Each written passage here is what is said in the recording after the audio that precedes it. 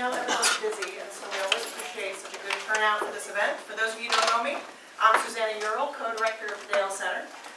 And I just want to highlight for a moment the fact that while the Dale Center is involved in a lot of events, our most special and the most prestigious honor we can bestow on a Southern Miss historian is the Blount Professorship. In 2013, through the generosity of General Buford and his wife Anita, and their friends and colleagues, we launched the General Buford Blount Professorship in Military History. It is awarded biennially, and I just lost my spot. It's awarded biennially to provide funding for work that leads to the publication of a major study in the field of war and society. At the end of their 2-year term, the holder of the Blount Professorship presents a lecture or program based on the findings of their research. For those of you who do not know General Blount, he graduated from Southern Miss in 1971 and went on to his distinguished career in the U.S. Army, which included leading the U.S. 3rd Infantry Division into Baghdad in 2003. His career also benefited from the tireless support and sacrifice of his wife, Anita. I'm so pleased that they're both here tonight. Anita's like, oh, what else? Our speaker this evening is Dr. Kenneth Swope, the Blount Professor of Military History, a Dale Center Senior Fellow, and Southern Miss's expert on the military, social, political, and diplomatic history of early modern East Asia. His first book, A Dragon's Head and a Serpent's Tail, Ken always has the best titles, reshaped the way historians think about Ming China's first great East Asian War, 1592 to 1598, which was the most important military conflict of 16th century Asia. Ken's most recent book, The Military Collapse of China's Ming Dynasty, 1618 to 1644, told the story of Imperial China's last native ruling house and was named Choice Outstanding Academic Title. Professor Swope serves as the book review editor for the Journal of Chinese Military History and is a member of the board of directors of the Chinese Military History Society. He has lived in Hong Kong, Taiwan, and mainland China and conducted research all over East Asia. The Dale Center's Blount Professorship gave Ken the support he needed to finish his latest book, On the Trail of the Yellow Tiger, War, Trauma, and Social Dislocation in Southwest China during the Ming transition, which is scheduled to be published by the University of Nebraska Press later this year. This is also the focus of his talk today, so please join me in welcoming Ken forward as we celebrate and learn from his term as the Blount Professor of Military History.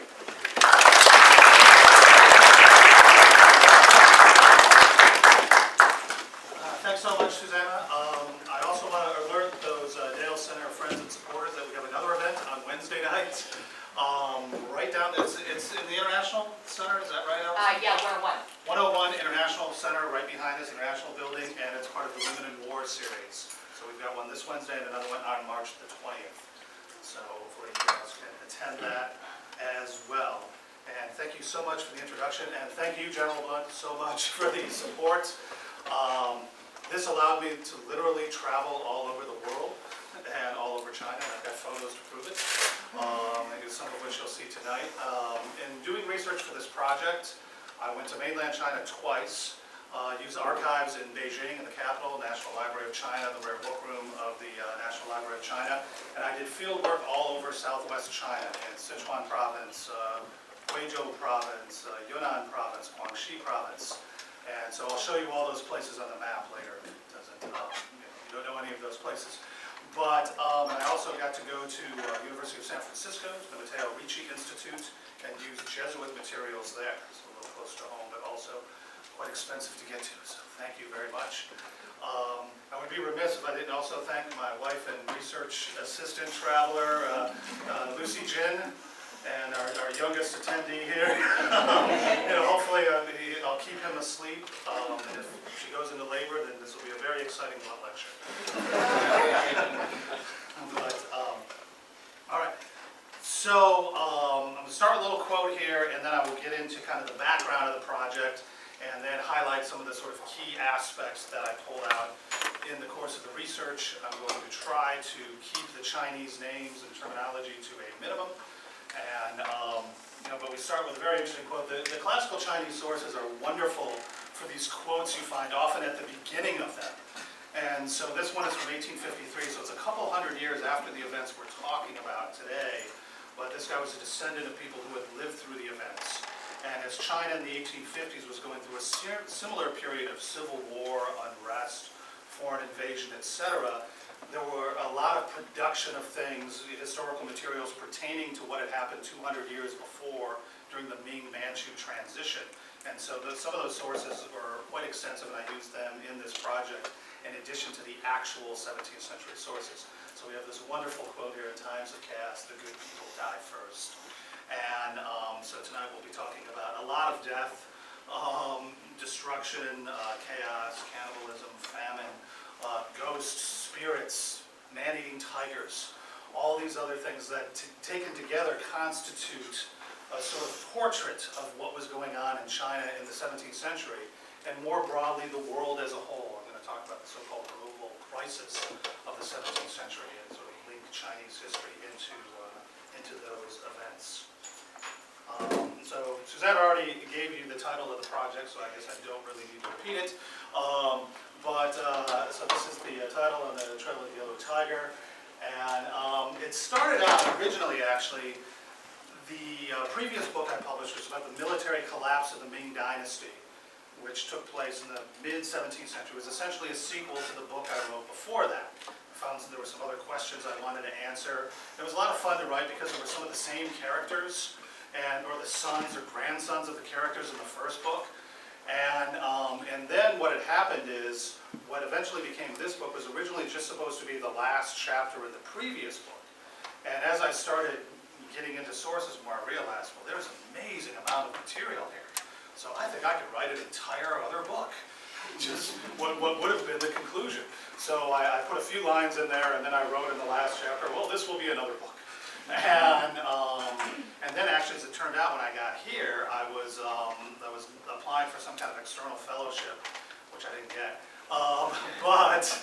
But I had, when I'd done this large project proposal, I realized, well, this is a book proposal. So I sent it off to Nebraska Press, and lo and behold, they accepted it. And so then that gave me the kind of drive to do this book, which is essentially a sequel to the last one I published. And again, some of the same characters, historical figures are in this that were in the last one, or their sons or grandsons, including some of the great-grandsons of the characters in the first book. Very nice. I'm actually going to write a sequel to this one, too, so then I'll completely extend it.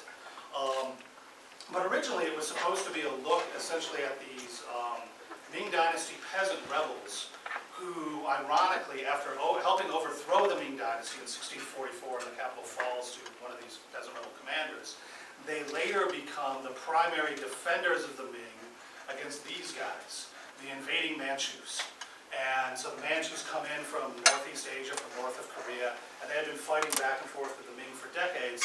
Simultaneously, as peasant rebellions break out in the countryside in western and central China. The peasant rebels take the capital city first, but the Manchus, with the aid of a Ming general who defects to their side, allegedly because his girlfriend had been captured by one of the peasant rebel leaders. And so this made him angry enough to join the Manchus to avenge the fallen Ming. And though there are probably other reasons for him joining the Manchus.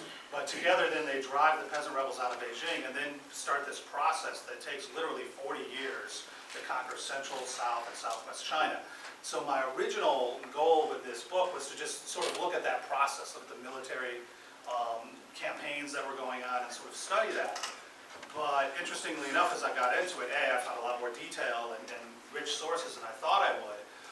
But then I also found out that there were a lot of fascinating ways in which these events were remembered, represented, cast in the sources. And I'm going to talk more about the sources today, that a lot of them are quite universal.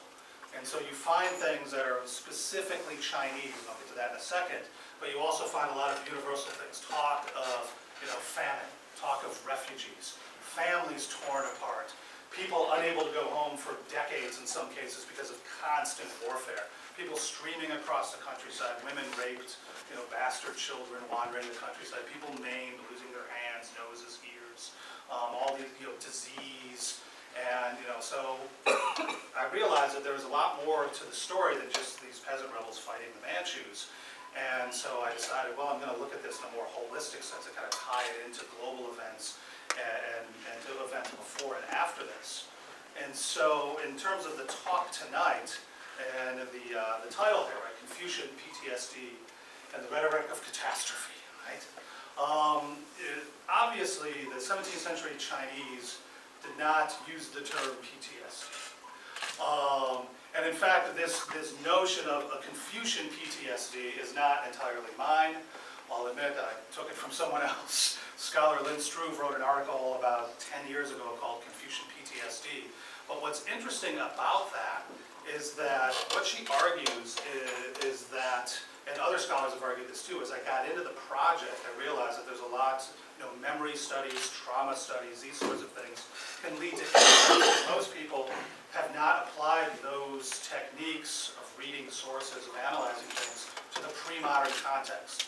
People have tended to look at World War I, World War II, Vietnam, these other sorts of more contemporary conflicts, like shell shock and things like this. But in fact, we have enough rich sources for this period in China to actually at least analyze some of this. I mean, it's not a complete psychological profile or anything, but some interesting sort of nuggets that come out of it. And so to start off in terms of this idea of PTSD, with respect to suffering itself, in traditional China, suffering was generally expected to be endured silently and expressed indirectly. Confucian culture, and by that I mean sort of dominant Chinese culture, and the ideology of patriarchy, hierarchy, revering your ancestors, this sort of thing. Confucian culture sought to mute or moderate public expressions of personal sorrow because, quote, the ability to eat bitterness was a manifestation of your moral superiority. Like if you could swallow it and not whine about it, that showed that you could endure. And some Taoist texts even encouraged erasing your memories as a way to erase bad feelings. Bottle it up, forget it ever happened. And likewise, though, as I got into the trauma literature, it also appeared that culture, environment, support, etc. also play a role in how things are remembered and how trauma is endured and survived. And so what you see happening in this particular period is a lot more people are writing down what happened and sort of using that as a form of catharsis, using it as a form of memory, in some cases justifying what they did or did not do. And in a Confucian sense, one thing you see a lot is people upset that they can't bury their ancestors, that they can't perform mourning rituals or burial rituals or things like this. I'll talk about ghosts a little later. That kind of plays into a belief in ghosts. And as scholar Lynn Struve puts it, sociocultural factors are important in determining whether stress becomes traumatic, whether the traumatization is prolonged, and how, if ever, trauma-induced disability is overcome. And also, as I show in the book, in some cases, some of these traumatic experiences lead to other realizations, to seeing ghosts and spirits, hearing the people you were unable to bury, they come back to you. And a lot of the stories that I relate in the book discuss that in particular. So, so the idea was that actually get at some of these kind of universals as well as get into the particularly Chinese aspects of PTSD in a 17th century sense. Likewise, the term rhetoric of catastrophe also comes from a friend of mine. We were talking about these sources when I was on research leave up at Princeton one day. And he just walked into my office. I was going over this litany of things, and he goes, "Ah, yes, the rhetoric of catastrophe." And then he walked out. And I said, "That is a chapter title." And so that became the title of this talk. It's also the chapter of the title of the last chapter of the book. But in this sense, what I'm saying is, throughout Chinese history, you have these dynastic transitions, from going back to 200 BC, and you see recurrent themes and motifs.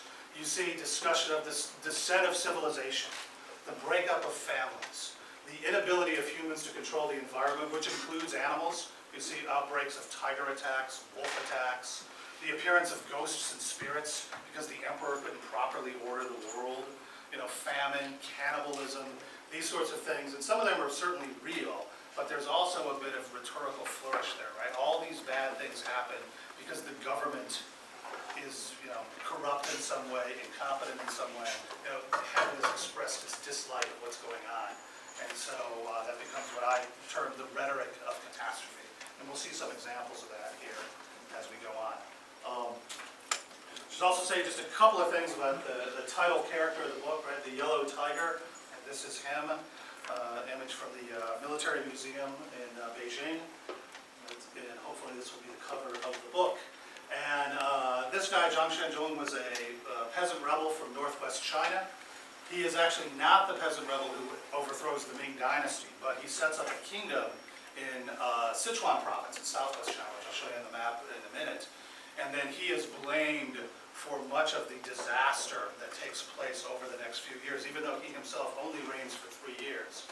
But he is discredited or credited, depending on what you will, as being one of the greatest maniacs, murderers in history.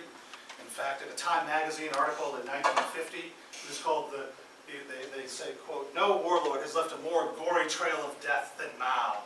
They compare him to Chairman Mao. Not since Zhang Xianzhong killed 30 million people in Sichuan province in the Ming Dynasty.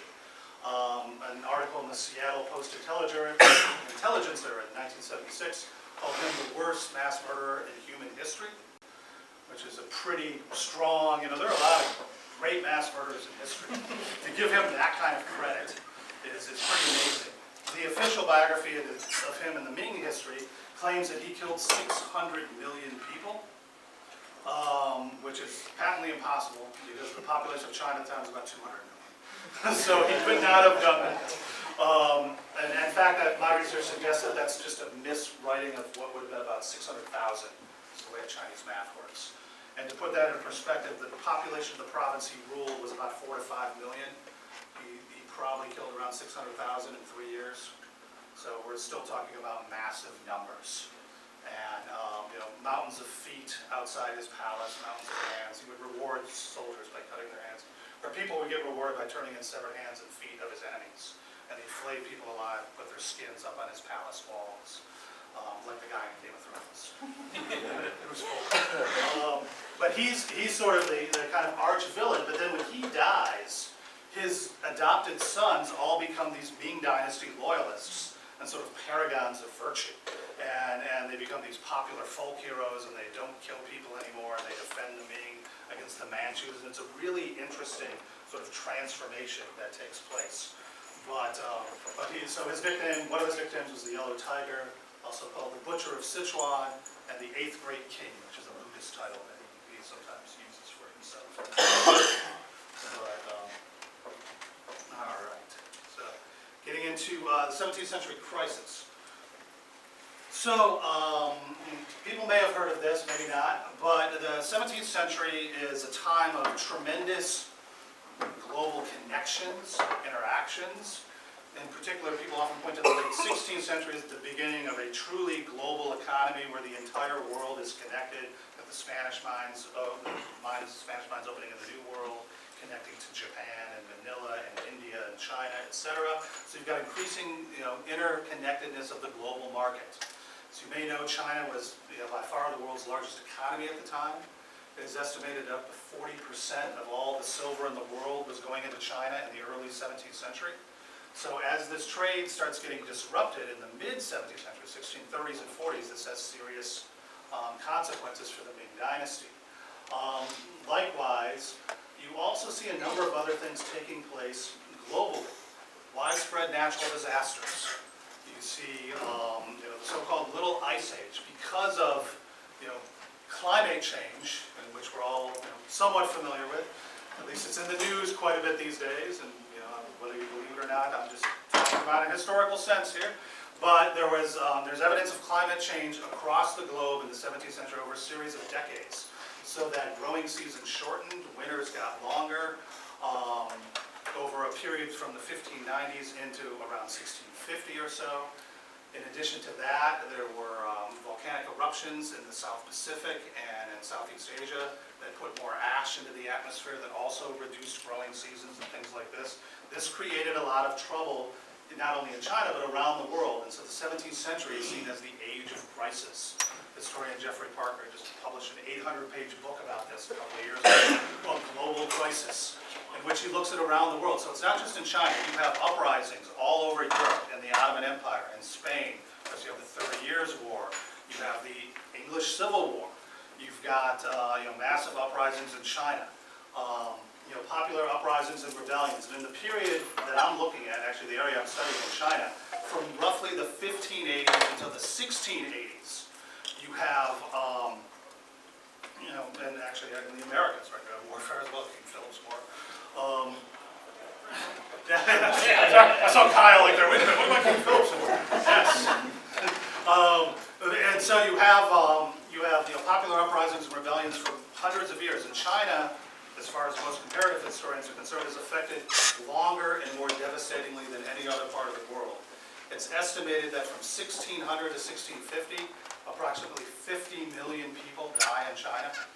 And so the population was, say, 200 million or so at the time. So you're talking about 25% of the population, give or take, in a 50-year span. Tremendous demographic changes. That's part of these massive rebellion. Also, at the same time, because of this constant unrest, you see militarization of societies across Eurasia and in the Americas. And so in China and in Europe, it is called the Century of the Soldier, the 1600s. In China, they coined a new term that they call biennial, which means the soldier calamity, the soldier disaster. Because even as these guys were brought forth to put down rebellions, they're also raping, looting, pillaging, doing all these things. These are the people that are supposed to be defending the peasants, right? They're soldiers themselves, and so a lot of things go on. And so what ends up happening is that you see these effects throughout society. So in China in particular, what will happen is that the entire countryside becomes militarized. And so locals put up stockades, some of them live underground, some of them live in caves. And basically anybody who comes near, they start shooting at them. And defend yourselves, defend your clan, defend your local. And then the people that are strong enough, they become bandits themselves or join the army. And so it's this constant process of militarization, demilitarization that's taking place over decades.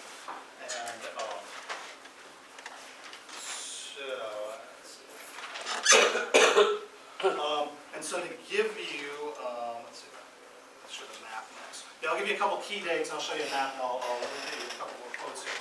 So just to give you some key dates of the general scope of the book, and I'm not going to go into detail about a lot of these here, but the current book takes place over about 20 years, and so you start in April 1644 with the fall of Beijing, and goes into 1664 with the final destruction of the last Ming peasant rebels. And there's actually a resistance movement on Taiwan that lasts into the 1680s. The Yellow Tiger himself was killed relatively early in this process, but the wars will go on for several more decades after that. This is going to be a general sense of chronology. As I mentioned, I decided to focus on southwest China because that's the area of the country that is affected longest and most devastatingly by these events I'm talking about. And so, as I mentioned, from roughly the 1580s, when there are these minority uprisings in China, a lot of people don't know this, but there are dozens of minority groups in China in this period, and even today, dozens, they call them small number of people, Xiaoshuminzu. And you can think of them as somewhat akin to Native Americans in the United States, and that they had different customs. They had lived there for a long time, and the majority Han Chinese sort of moved into their areas, kind of dislodged them, gradually settled what we know as China today. So throughout Chinese history, these groups sometimes rebel against the imposition of Chinese culture. So this starts happening in the 1580s and will continue for 100 years, although some of the groups also come to identify with the Ming against the Manchus. It's very complicated. But the area that I'm looking at, particularly in this project, are these four provinces. This is Sichuan province here, Yunnan province, you got Vietnam down here in Cambodia, Guangxi province, and Guizhou province, this sort of area in the southwest. And so this is a peripheral area to the empire as a whole, less developed, more savage and wild. A lot of minority peoples lived in this area, lots of more wild animals, tigers, elephants, things like this. Different relationships between men and women. In some cases, you had a lot more warrior women among these minority peoples and things. Some of them show up in the book. But as I mentioned, this area in particular was considered one of the areas in which there was the most devastation during the Ming-Qing transition. So to give you a couple of accounts here. So, as one contemporary account of Sichuan in the time just after Zhang Xianzhong's death relates, The villages were empty, and for hundreds of li there were no people. The subjects fled deep into the mountains. Those who could not eat to survive piled up in ravines. Some ate grass and leaves. Those still alive became wild people, living in forests and growing coats of white fur. If they happened to meet someone along the road, they would kill them and drink their blood. It was said that only tigers, wolves, and leopards flourished. And so, very interesting sort of, vivid image there. And interestingly enough, when I was doing a different talk a couple of years ago, and I used that quote, there was a nurse in the audience, and she said that severe malnutrition, growing white hair on your body, is a manifestation of severe malnutrition. So, interestingly enough, if you read sources creatively, you can often find little details like that. I can't speak to the vampirism. But certainly, and that's obviously a symbol of the decline of civilizations that I'll talk about more later. But, very interesting kind of detail there about what was going on. And there are more, right? And talking about the Southwest. As another scholar says, nowhere was the poison of the bandits more severe than in Sichuan province. In the wake of the bandits came tigers and wolves. Famine spread everywhere, and as a result, the epidemics broke out. Thus, bones piled up like mountains, blood flowed like rivers. Although it is said there are heavenly spirits, who do they know? Who knows where they go in the face of calamity and chaos? And yet another quote from the primary source, right? In the late Ming, the wandering bandits arose in the four directions, and their poison spread across all within the seas. Of all the places where the calamity spread was most dire in Sichuan province. The land was red with blood for more than 1,000 li. A li is about a third of a mile. So. Likewise, Ouyang Zhi, another scholar, said, the people of the former generation said, when disorder has not yet erupted elsewhere in the empire, Sichuan is already in chaos. And when the rest of the empire is brought to order, then Sichuan would be brought to order. And yet another story talks about the city of Chengdu here, where Zhang Xianzhong had his capital. And it says, for 70 miles outside the city, all the roads leading to the capital were just strewn with decaying bodies and blood and bones. It said it was all white with bones. And so then that attracts wolves and tigers and these other things. And so obviously some of these are exaggerated, but it's interesting how many of these different stories have survived. And I'll get into sources in a second, talk about how I evaluate them. But just fascinating sort of general accounts of chaos and destruction. So as a historian, right, we always have to talk about sources. I won't bore you too much, but they are pretty interesting in kinds of the diversity of things you get in this period. And as a historian of China, we are particularly fortunate in that we have so many written sources from even a relatively early period. It is estimated that as of this period in time, say around 1650, there were more books in China than in the rest of the world combined. And literacy rates were also supposedly very high, and some people argue as much as 50% of the male population was literate, at least functionally literate, and maybe 20% of the population as a whole. And those are pretty high figures if anybody studied literature or literacy rates around the world. And so that partly explains why we have so many surviving sources and why they're often so vivid. In terms of the types of things you have, official histories, government chronicles. Every dynasty, after a dynasty falls, the next dynasty would write the history of that state. But also you have court records. You have court historians who write down everything on what's going on, and they use other primary sources. We have battlefield accounts, wonderful dispatches from the field. And what's great about this is because it's essentially a civil war, we have both sides. So we have the Manchu side and we have the Ming side. Of course, they always blame the other. Like the Manchus are like, if these Ming rebels would quit rebelling all the time, we could bring peace to the people. And the Ming are like, the Manchu bandits. They're causing nothing but trouble. And all they do is put down the people. We need to rise up against the Manchus. And so you see these accounts from both sides, and they often include these details about famine, these homelessness, destruction. And of course, they're both interested in tax revenue, so they talk about that. They talk about, bringing farming back, remissions, all kinds of things. But really, wonderful details about the military stuff, as well as, what's going on in the field. And it's also interesting because you get the bureaucracy. So you can read accounts from both sides, and these officials who are out in the field reporting to their superiors, they either inflate the number of the enemy, or inflate what they've done. Yes, I won a major victory. They killed like 3 guys. And yes, we can report that this area is now pacified. And then like a month later, you see like, the bandits are everywhere. We can't pacify this area. And it's really interesting to kind of watch this. And what you also see in both cases is you see like the military officials reverting to kind of a body bag mentality. Like, we've killed X number of troops, therefore we're bandits. They always call the enemy bandits, right? We've killed X number of bandits, therefore we're making progress. And of course they get rewarded for that too. You would sever the ears of your enemies and turn bags of ears in, and then you would get rewarded for how many you killed. Which of course sometimes led to just killing random people and cutting their ears off. You know, and they would check, they had people whose job it was to check and make sure they weren't like women or kids' ears, like, you know, to check the size and stuff. They're very bureaucratized. So you have those stuff. You have the government chronicles, you have the field reports, the memorials, like the policy papers. Essentially, this is what we should do, this is what we need to do. And they're great because so many of them survive. You can really get the details, you know, of what's going on. I mean, it's literally hundreds, thousands of pages of documents.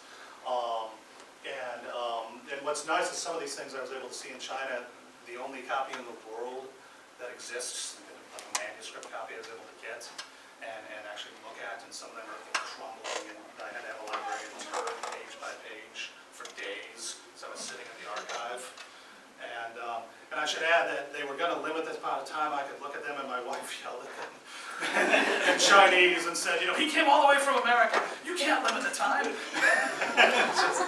and in fact, and I should thank Kyle, because I needed a letter of introduction from Kyle, which, since he works literally all the time, he produced within a day, and then Lucy and I stayed up all night translating it into Chinese so that the archivist could read it and then get us in. So thanks to Kyle as well, access to those accounts. Private histories, which the term is literally wild history, which I love. And basically these are unofficial accounts by people that were on the scene.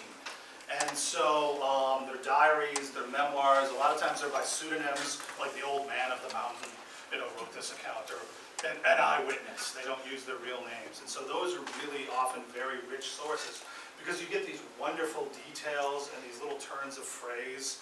Like, my favorite that I encountered in the source was like, even a 3-year-old, even a 3-foot-tall child knew that he was a bad guy. You know, when they're talking about a particular rebel and things like that. You get some of these really wonderful local details in the unofficial, the private histories, which I love. A lot of memoirs. And in fact, what's interesting about this is that, again, Professor Lynn Struve has argued that in no place in the world prior to the 19th century do you get the richness and diversity of personal memoirs that you get. And she argues that, you know, it's not until the 19th century with the U.S. Civil War and some of these other things that you start seeing them in Europe and America. Yet in 17th century China, you've got these very detailed, you know, personal diaries, dream accounts, like some people have studied dreams, you know, them and stuff like that. So incredibly rich sources that reveal that. And so what you also see, and what I argue, is that you see a transformation in that internalizing, never expressing your Confucian resolve. That I think is starting to change in this period, where people actually are writing stuff down, trying to have some catharsis, something like this, to cope with the trauma and the, you know, what's been going on for decades in some cases. And you can read these accounts, because like the son and the grandson, the wife, like all these people are sort of involved, and like, well, then this happened, and then my uncle died, and then my brother died, and my mom died. And then they're sort of talking about all these horrible things that happen to them, but they want to write it down because that's what a good filial son does. And I just point out the vast majority of these accounts are by men. There are some poems and a few fictional accounts by women. I don't really use the fiction of the poems in my book, but other people have analyzed that stuff. Fascinatingly enough, we also have Jesuit accounts. There were some Jesuit priests who were there as missionaries, and they wrote some fantastic accounts. And you know, some of them were originally written in Latin or Portuguese. Thankfully, the most important ones of the Yellow Tiger were translated into English, and it's only in a manuscript, but that's why I had to go to the Ricci Institute in San Francisco, was to look at that manuscript and the English version of this manuscript. Gazetteers are local histories, and so these often have local details, folklore, information about local notables, and so these were produced throughout Imperial Chinese history. But they have details on climate, they have folk stories, ghost stories. Anybody who was a local hero that made good, there'll be some story about them. And so I read, you know, dozens of those. which thankfully a lot of them have finally been put onto a searchable database. Which, because up until then it could take literally a month to go through one of these because they're so thick and long. And now you can just do keyword searches and stuff. So the internet is actually good for some things. Use the internet for good, students. Don't use it for evil. And then finally, one of the other very interesting things is folklore. And so local folklore, regional folklore, you see some of that even in China today. I picked up a collection of folk tales when we were out in this village where Zhang Xianzhong actually died, and we went to the county garden office and with just little stories about him. Even when we were riding in a taxi cab in rural China, this guy goes, "Oh yeah, I know a story about him," and told us this very earthy story about Zhang Xianzhong and his local interaction with the vegetation. So there's a lot of that sort of stuff, and a lot of these figures for Chinese are very well-known historical figures, so they show up in comic books, in TV shows, and movies, and things like this. And I'll talk about memory at the end of the talk here, and I'll highlight some more stuff about that. But one of the key things to remember is with all these different types of sources, as well as the novels and stuff, is that this sort of Ming-Qing transition is so foundational to Chinese identity, to the history of this period, and then afterwards. Like these events are never forgotten, even today. There's some political sort of resonance to them, and certainly through the Manchu dynasty, because these guys were foreign conquerors. And so when they take over and they manage to, bring all China to heel by 1680s, things are well for about 150 years, but when the Opium War happens and the Qing start to decline, these stories that have been suppressed by the Manchus start to resurface. And a lot of anti-Manchuism emerges, and this is tied to the foundation of Chinese nationalism. It's quite interesting. In fact, some people even argue that the late Qing generation experiences what they call transferred trauma, because they feel like they're traumatized by what the Manchus had done to their ancestors. And this leads to the rise of revolutionary nationalism in the 19th century, at least among some elements. And there are a lot of famous authors from the early 20th century in China that actually talk about these events. It's like, when I realized what those Manchu bastards did to us, I realized that we Han Chinese need to stand up and defend ourselves, and that sort of thing. So there's really a lot of things going on that make it more than just studying the Ming-Qing transition. Let's talk about that stuff already. So here's a picture of me at the county government office. And so see, I was actually, this is not photoshopped, I was actually in China, spending General Blount's money. So this is the Xichong County People's Government Office. And so a very nice young lady procured us for free copies of local folklore. Because supposedly at one point there had been a museum to the peasant rebellions in this town, but my information was dated. And when I got to the town, we were asking cab drivers and nobody knew anything about what we were talking about. So finally, like this one, well, maybe it was the cabbie, they said, "Go to the People's Government Office, there's some kind of archive there." And so we did, and we went in and we just started walking around, and we ended up in this small office, and they're like, "Oh yeah, we have locally produced histories here," and she just pulls up a filing cabinet and just says, "Here, you can have a couple," and just throws me a couple of local histories, and sort of that was it. But there were a bunch of stories about my guy, Zhang Xianzhong, in there from this area that were very positive. It's interesting, given his overall reputation, this is the place where he died, and I'll show you his grave in a minute.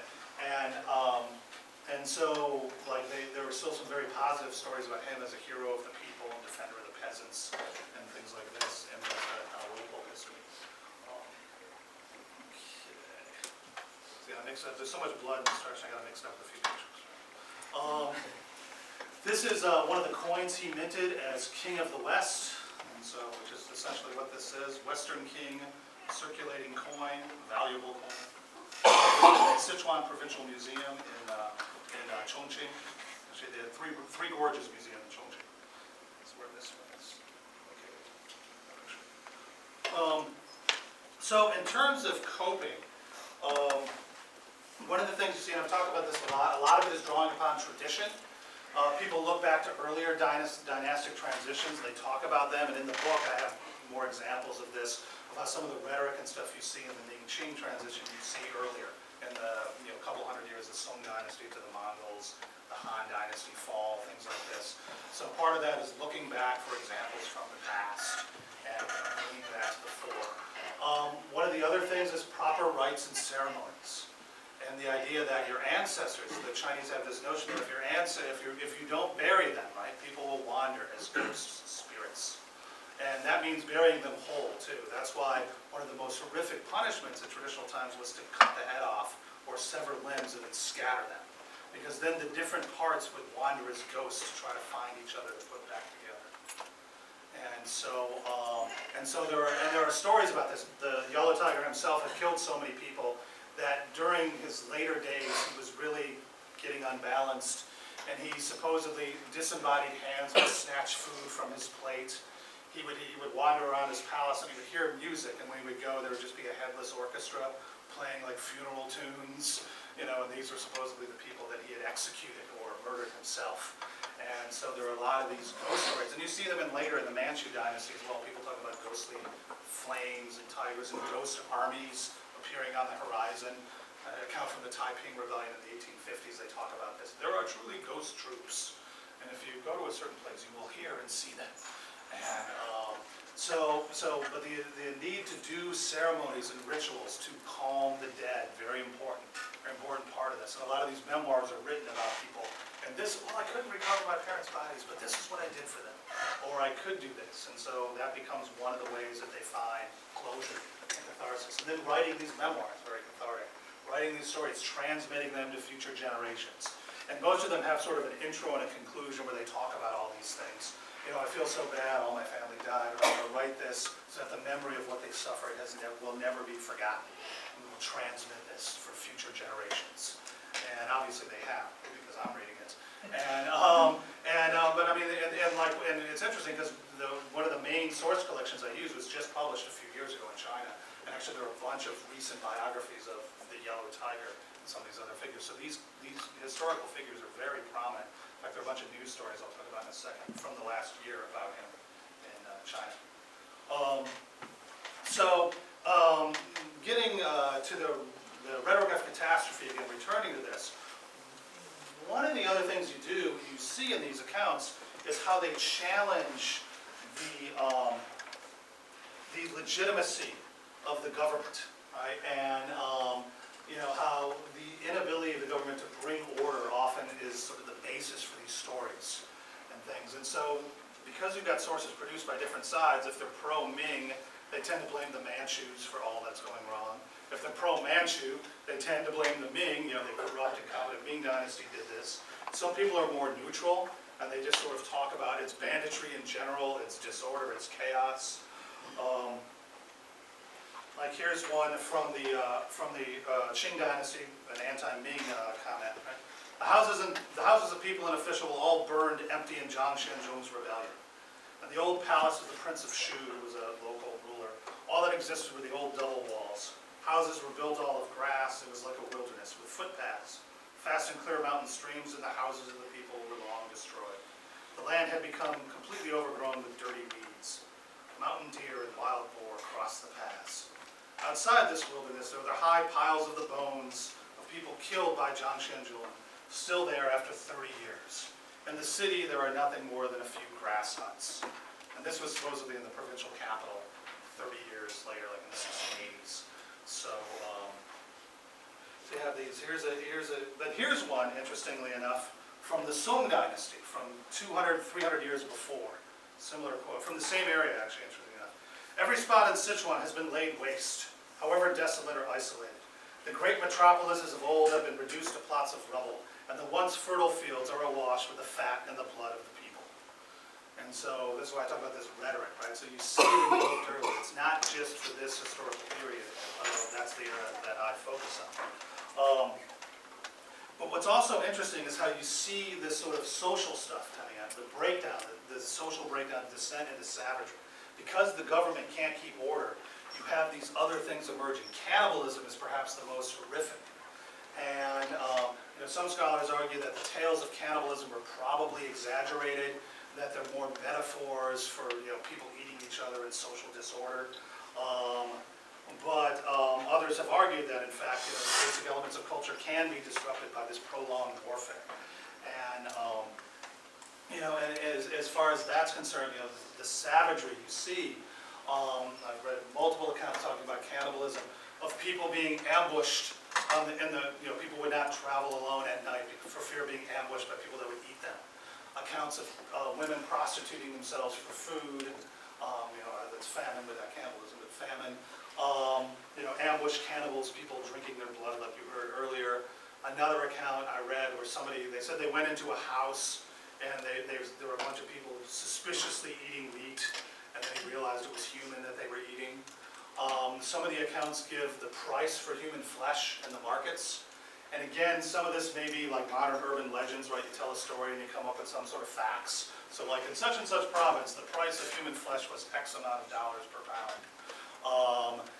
People were eating their deceased relatives, people were eating babies.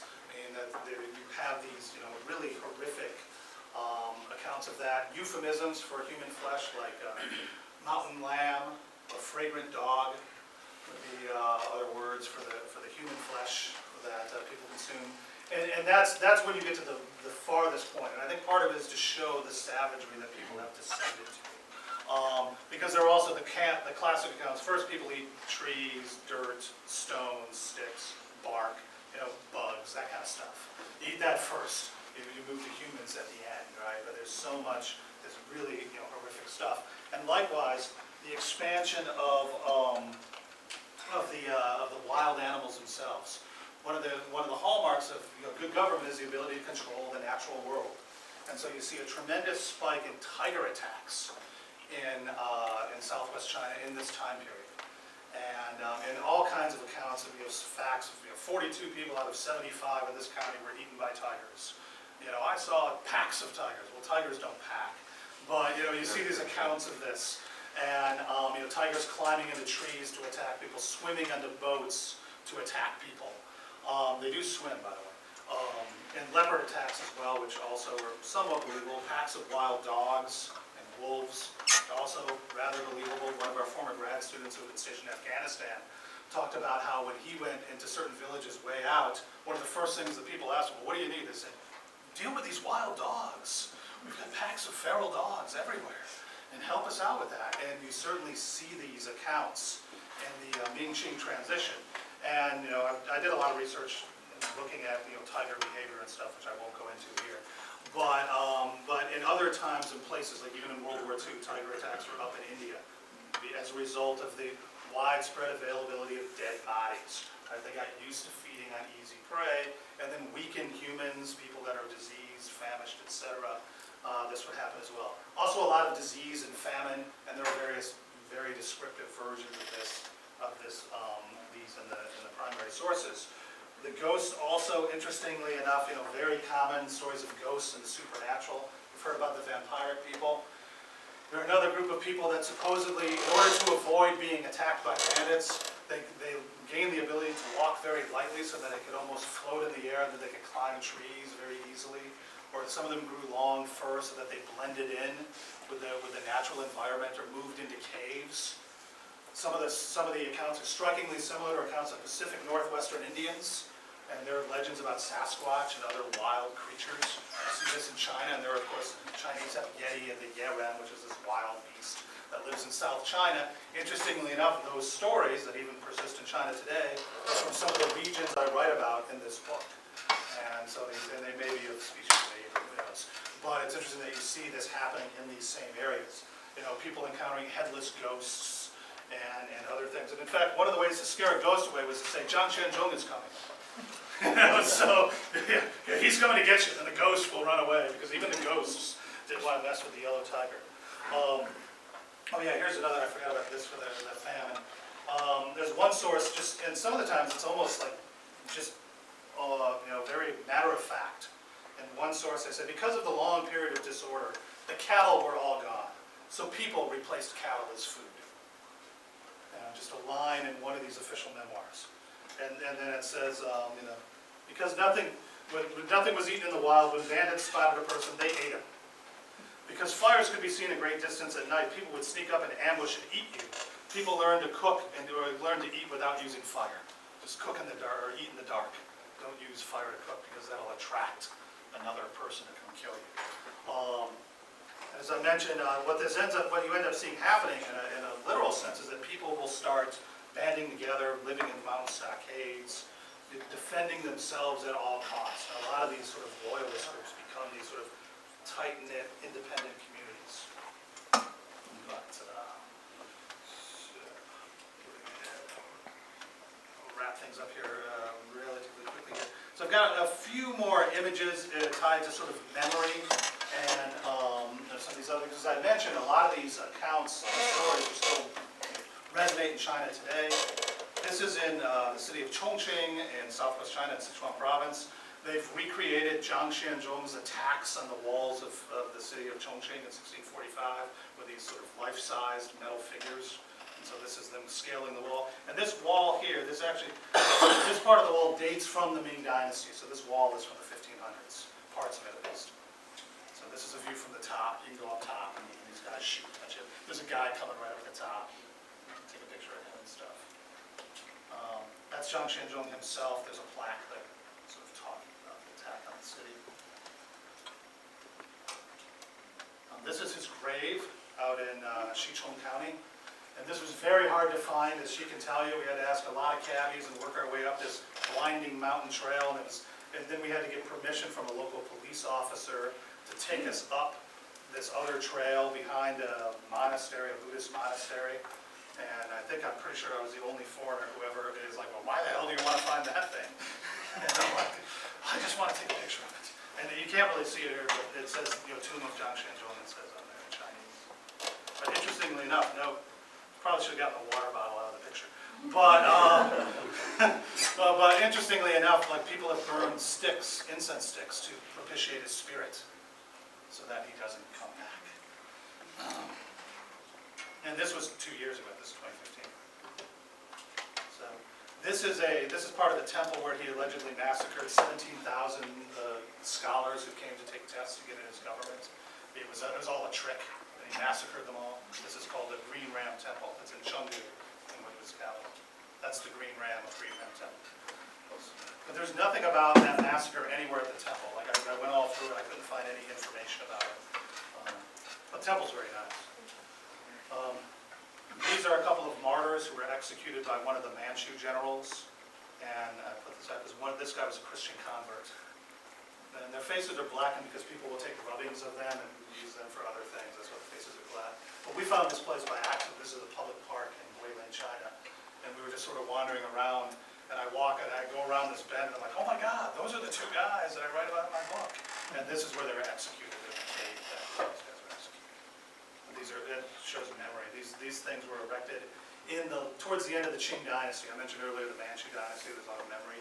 So these were Ming loyalists. Interestingly enough, towards the end of the Manchu dynasty, the Manchus also recognized the Ming loyalists because they wanted to emphasize loyalty to your dynasty. So the people that actually served the Manchus got sort of swept under the rug, and the people that fought the Manchus became heroes for the Manchus, if that makes any sense, right? And a very fascinating sort of evolution of the historiography. This is the place where the last emperor of the Ming dynasty, it says the Ming Emperor Yongle sacrificed himself for the country and place. And again, another funny story. As you can see, it's under renovation. So I found out about this place by reading a blog from the Tourism Bureau of Kunming City in China.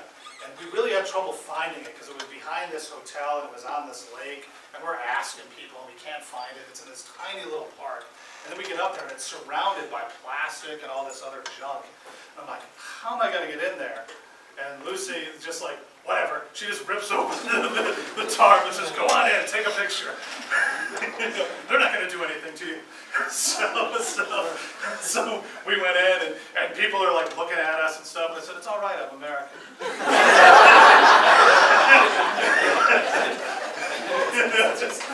just took my pictures, got out.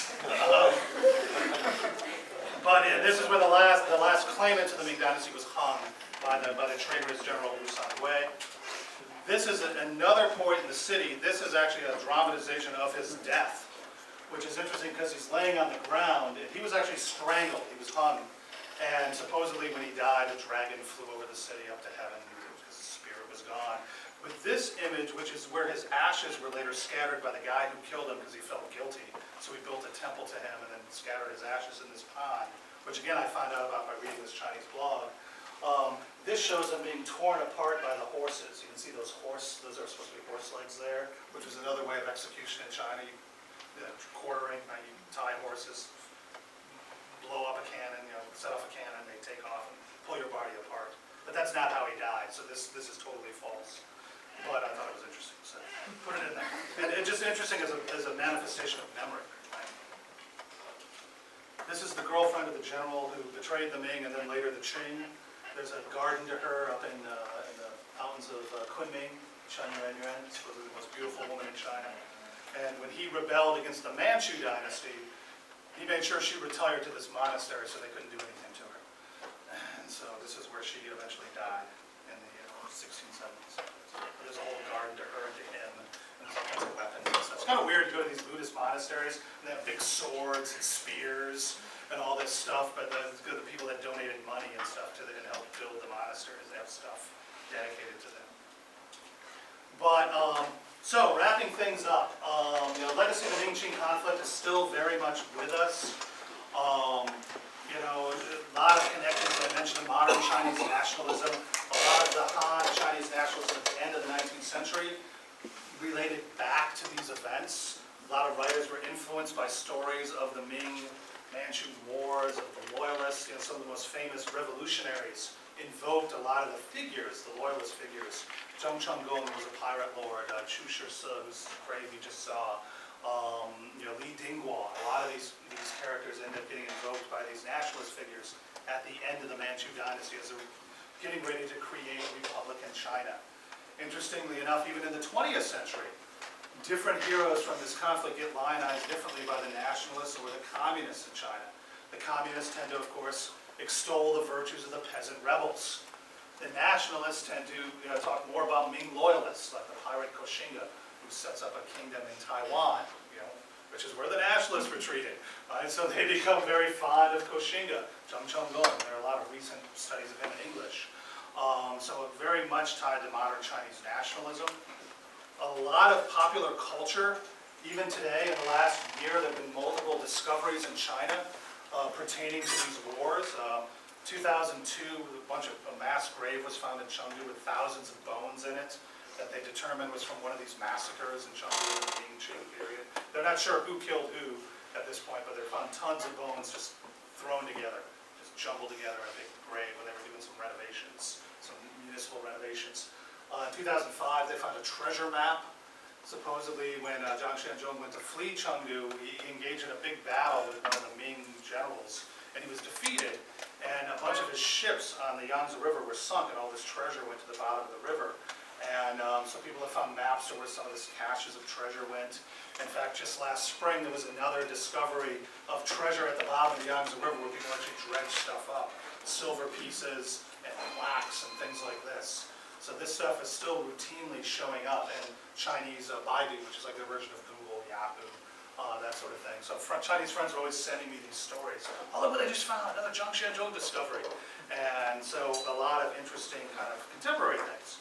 And then lastly, a lot of implications for comparative military history, as I've discussed, the ideas of how people cope with trauma, the global military, the global crisis, militarization, social dislocation, trauma, and the way that memory sort of affects later historical events, later military events, nationalism, etc. I think a lot of fertile ground for comparative study as well. But I will stop there and be happy to take questions if you have.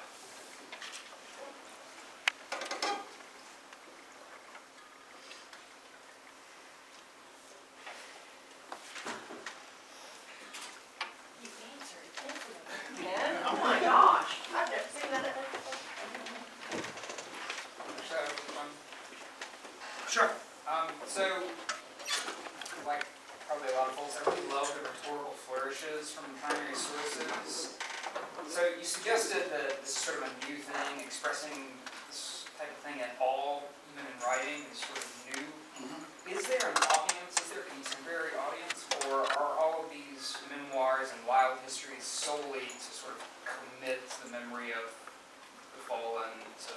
Oh, good question. Yeah, actually there was. And what happened is a lot of this stuff would get published, because there was a really flourishing, I didn't really talk about it, but there's a really flourishing publishing industry, a private publishing industry. So a lot of these things would be circulated either in written or in published form amongst like anti-Manchu literati and things like this. Some of the things were actually prohibited by the Manchus, so they had to be underground publications. And so, yeah, they're definitely, and then some of them were written a little bit later, you know, in the 18th century or whatever. But, yeah, there was definitely an audience for this kind of stuff. And there's other evidence that they were reading each other, because a lot of the stuff, clearly they're copying passages from one another. I mean, verbatim. So you know that these guys were circulating and exchanging manuscripts, because you'll find the exact same lines again and again. And a bunch of things that were unofficial histories, like how do people know that this was going on? So they must have been circulated. Question? Yeah, General. What happened to the losing side of the soldiers? Were they executed? Were They were they typically, slaves? no, typically they were just enrolled, they were either disbanded or just enrolled in the victorious army. A lot of times they just say, all right, you take some oath of loyalty and you're now Qing soldiers. Sometimes what they would do is they would give them some money and a plot of land and resettle them, especially in these areas that have been devastated. And so what happens in Sichuan province is that you have huge migration, and I talk about this in the book, but all these people from these other provinces get these plots of land with really low taxes, and they migrate to Sichuan over the next several decades after this. But it was generally, and even rebels they wouldn't generally kill all of them. They would just kill the primary leaders, because they would argue that, okay, these guys were ordinary people, you know, they didn't really have a choice, they were sort of oppressed in the service, and so those guys would often be let go. They would just kill the ringleaders. And even in some cases, the ringleaders could cut a deal and end up serving. Like one of the most prominent guys ends up defecting to the Manchus after 15 years but they don't trust him. Then he later offers to go against his former allies. They're like, you're just going to retire. We're not going to let you go back in the field on our behalf. But yeah, that's what they're doing. Yeah. American war memorials, sites like on the wall in Washington or battlefields are numerous and heavily visited and known. That grave site was kind of unprepossessing to me. It Yeah. was hard to get to, there was trash all around it, it was all overgrown, and even the place that was being renovated. Yeah. Didn't look, like all that big project. No, they do So not. how would what's the kind of official government or national attitude toward acknowledgement of the ways of commemorating and remembering military stuff? Much less prominent than here. Military stuff barely gets any mention in general. I mean, you find a few things, but there's not a sort of national, office designed for that. They don't, like, the things that get commemorated the most are much more recent things that usually deal with the Communist Party. So how do you reconcile that with all the documents that you found? Yeah, well, that's the interesting thing, right, is that you have all these documents and stuff, and it was certainly remembered then, and scholars and stuff pay attention. The popular audience loves these stories, but they don't have that sense of sort of historical tourism in the military sense. Like battlefields aren't preserved. Like we have Gettysburg and Vicksburg and all these places. They don't have that in China anywhere, and it's really interesting. I mean, they have a few museums now. Most of the sort of modern museums that talk about this stuff deal with more recent things like the World War II, the rape of Nanjing, and stuff like that. Some of the museums that I went to, they're broader, like the history of Chongqing City and stuff like that. So there'll be military stuff. There's one big military museum in Beijing, and that's the Museum to the People's Revolution. So it's more communist than anything, but they've got other stuff. And if you ever get a chance to go there, the display on the Korean War, or as they call it, the war to aid Korea and resist America, is amazing. It's just this whole, the whole narrative about how they defeated the United States and saved Asia for, safe security in Asia and things like this. And there's all these captured American tanks and stuff in there. And it's really interesting the way they represent stuff. But in general, it's just not, so it's hard to find these places and hard to find quite, I mean, a few generals and prominent officials have shrines. And a lot of times you gotta go to people's hometowns, because if somebody was like a local hero, there'll be a shrine or a mini museum or something there. And that's why we were going to all these remote places in China to try to run these people down and find anything about them. But it's a much different sort of preservation attitude than we see here. Is that because it's a communist country and that period of history represents people fighting for independence, if you will, or for their particular dynasty, or? Yeah, I think it's more to do with the fact that the government in particular has other priorities, like basic development and modernization and things like that, and so museum type stuff is sort of seen as less important. And maybe down the road that will change, but stuff like that, and like even the study of history, unfortunately, is considered not that practical. Like study science, study business, study the military, like military science. Do these other things that are more practical than just, even though history is very popular. And like historians write books that are bestsellers in China, they get TV shows. Like people have TV shows reading their books. They just sit there and read their book. And I know we have C-SPAN and stuff. It's not like, imagine that. You just go on and just read Rebel at Arms. And people are like, yeah. So it's interesting. And I'm not a museum specialist, so I don't really know all the politics of that, but that's my feeling of it. Yeah. In your search for looking at archives, did you see any evidence of when the Red Guard were given orders to go and cleanse anything that was intellectual? Did you see any gaps there where? Well, not because I'm doing Ming Dynasty stuff. Oh, okay. No, the stuff I'm doing is not sensitive or anything. Sometimes it's rare and it's hard to get. Just wondering if But it's not. Yeah, I mean, yeah. If you're doing research in the communist era and on that Cultural Revolution, yeah. you have to have connections and you have to be very careful about what you're doing. Even the Civil War, the Chinese Civil War, the Nationalist Communists can be a touchy subject. But the Ming Dynasty stuff, the general question is, why are you interested in the Ming Dynasty? Oh, this is great that the foreigner is interested in this. But I had no problems with access as long as you had the right credentials and connections. And often in China, you often have to have a guanxi, right, connections. So if you know someone who knows someone, that will get you in. Yeah. But not no problems out. Yeah. Well, thank you.